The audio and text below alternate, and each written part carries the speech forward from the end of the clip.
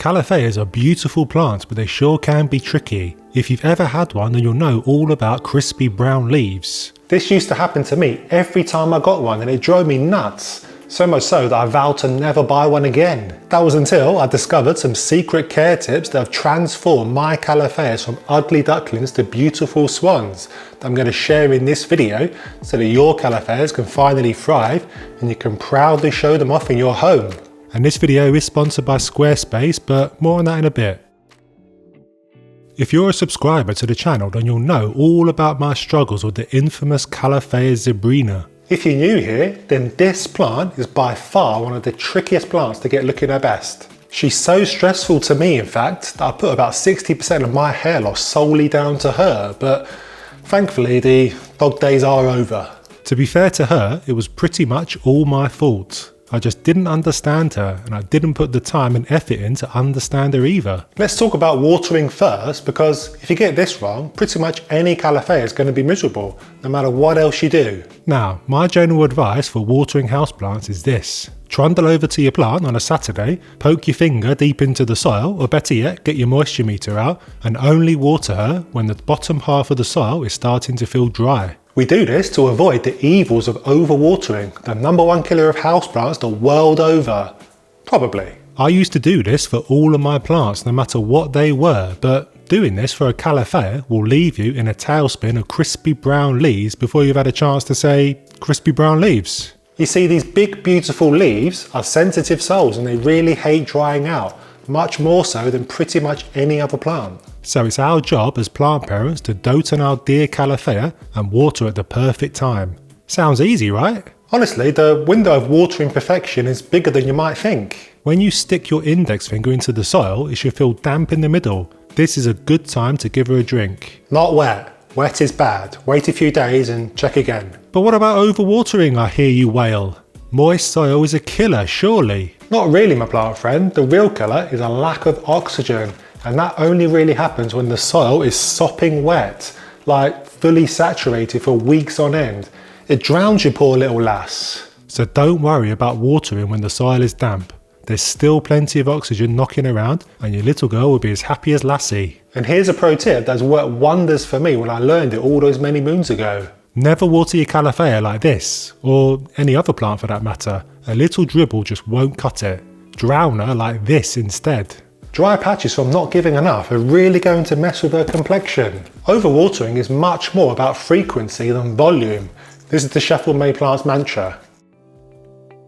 Now, before we move on from watering, there is something you must absolutely know first that has not only transformed the fortunes of my Calatheas, but also the fortunes of thousands of Calatheas the world over owned by the viewers of my channel. You see, I first brought this to my channel last year and the feedback since has been overwhelming, with tons of folks saying it's transformed their plants, which has been so fantastic to hear.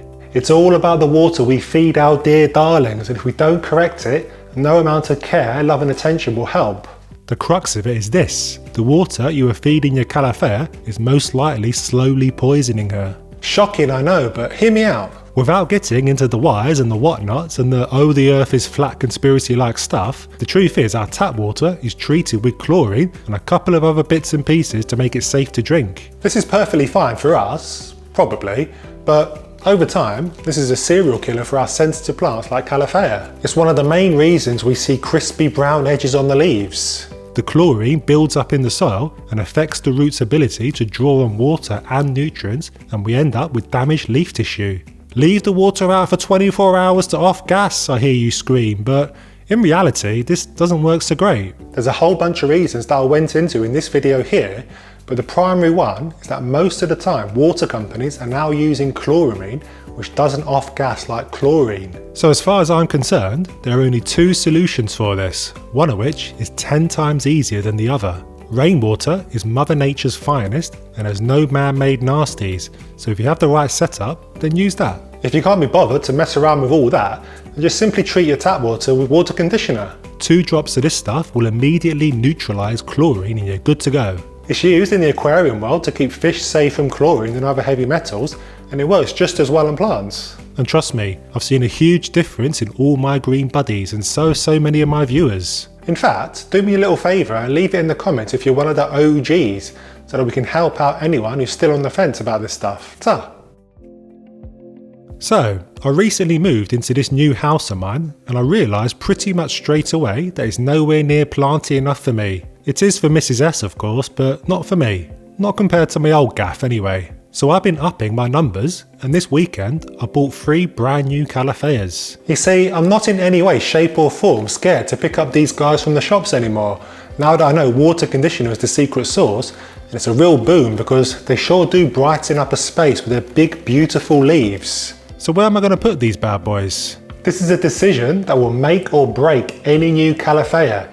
Get it wrong and I could easily have a crispy mess on my hands. I'm going to share my thought process, but first, are you looking to build a beautiful website, start an online store, or even create a portfolio to showcase your work? If you are, then today's video sponsor Squarespace has everything you need. I've been using Squarespace to set up and manage my website for over a year now, and I really have found it a breeze to use. They've got tons of templates to help you get started, and their grid system lets you drop in any text and images you need to create a stunning website in minutes. Squarespace gives you powerful analytics and marketing tools to help you grow your online presence, and you've got AI to call on to help you easily create your website. Head to squarespace.com to start your free trial today, and when you're ready to launch, use code Sheffield for 10% off your first purchase of a website or a domain. So to help me decide where to plonk my new guys, I did a bit of digging on the internet and found out that they tend to hang out on the forest floor of the tropical jungle in their natural habitat, where they only get dappled sunlight throughout the day.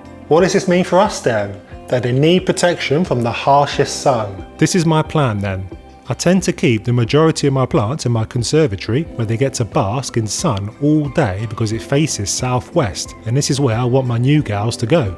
I could put them over there or over there, but I do want them to get plenty of the good stuff so they can get off to a good start in my home, and they do like bright light, just not tons of direct sunlight. Now, if I keep my new gals on this side of the conservatory, then they will most definitely fry like a Sheffielder in the Bahamas. It's just too close to the window and there's very little protection from midday sun. This side, I think, is perfect. They'll be protected from the harshest afternoon sun by the roof, as they will sit quite deep into the conservatory, but they will get a few hours of soft late afternoon sun as it sets low over my garden. Midday sun is bad, but early morning or late afternoon sun will be quite beneficial. So there they sit. Look nice, don't they? I could probably do with getting a little stand for them so they aren't sat on the floor, but I'll get that soon enough. Actually, maybe not. Just as I'm sat here writing this video, it's dawned on me that this new house of mine is something that should make my plants very happy, in the winter at least. Underfloor heating, so maybe I should ditch the plant stand idea. I mentioned earlier that Calatheas hail from the tropics, so it stands to reason they don't appreciate chilly temperatures much.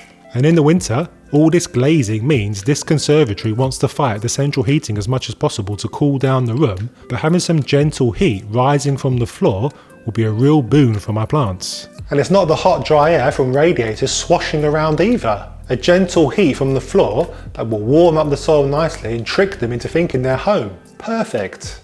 So what can you do if you don't have underfloor heating but you really want to make your Calathea feel special, or they're suffering from living in a chilly room during winter? Heat mats. I've not gone there myself, but people do swear by them, especially for propagation. So, what hacks will I be implementing to boost the humidity of my new Calatheas? Misting? Setting up humidity trays? Moving them all to my bathroom? None of the above. Nada. Niente. As a rule, I do absolutely nothing to control or increase humidity in my home. And if a plant doesn't like it, it can do one basically. When I started to see crispy brown nastiness on my Zebrina, I just assumed it was a humidity problem like everyone else, but the truth is, most of the time it's not. It's a water quality problem. In my experience, it's not really high humidity that they want, but instead consistent humidity. The repeated rise and fall of air moisture will be not great for the leaves. But in reality, this is fairly easy for me to say because my house sits at around 50 to 60% humidity, so most plants should be happy enough in my home. If you live somewhere that is only 20% humid, then you may well struggle to keep Calatheas 100% happy. That's a lot of percentages. My head is spinning. I found that doing things like misting and sitting plants in a puddle of water won't really achieve much. Misting only increases humidity around the plant for a minute, and the tiny amount of vapour rising from the wet pebble tray really won't move the needle. Keep it consistent, nail the watering and see how you get on. I often say in my videos that a plant is only as good as its foundations. Happy roots equal happy plant. This is never truer than with a Calathea. A word of warning then, mess around with their roots too much and they'll show you their displeasure the first chance they get. You might have been wondering if I repotted my new ones as soon as I got them home. You know, to get them into my own soil, which is better than the soil that the grower put them in. And the answer is most definitely not. Plants are sensitive souls, and Calathea are particularly Goldilocks. They don't much like change, so taking them from the lovely greenhouse to your home and then messing with the private parts will leave them in a tailspin. You're much better off just leaving your new green friend to sit and chill and become used to your home. Check if she needs a nappy change in about 6 months. I only tend to repot my Calatheas when the roots have filled out the pot a fair bit, like 70% roots to 30% soil or something. And when I do repot, I only untangle the meatiest of knots. Everything else I just leave to sort out by themselves. So what soil do I use when I finally get round to doing the deed? Well, these days I use Sire Botanica's pre-made mixes and my plants love it. It's a coconut core based mix with perlite and other bits and pieces that is perfect for indoor plants, and their details are in the description. A few years ago I was in the habit of grabbing some compost from the garden and using that to repot, but my plants really didn't thank me for it. Yellow leaves, brown tips, wilting, it was a right mess, and it was all because of the soil. This video goes into lots more detail on why soil and compost is a bad idea for your plants. So make sure you watch it next to keep yours in tip-top shape, and I'll see you there.